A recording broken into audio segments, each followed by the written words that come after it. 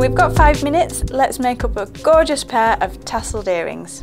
So we've got our ear hooks here, 5mm jump rings and our tassels, a pair of flat nose pliers and a pair of round nose pliers. So this can be done up, you know, while you're having a cup of tea. It's so simple. So we're just going to hold our jump ring with our pliers so that it splits at the top of the jump ring. And if you hold the opposite side with your round nose pliers and you twist with your flat nose pliers towards you to open up the jump ring. Really nice and simple. We're just going to hook the tassel onto the jump ring.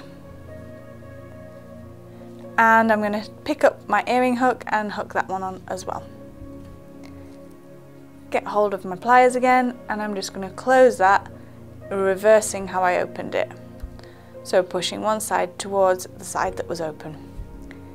That's closed my jump ring perfectly and connected the two elements together. And I'm just going to repeat that process, holding the side of my jump ring, push with one and pull with the other, and we're going to hook that on,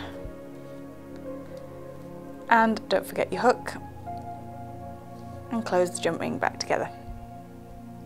And that is one very special pair of earrings very, very quickly.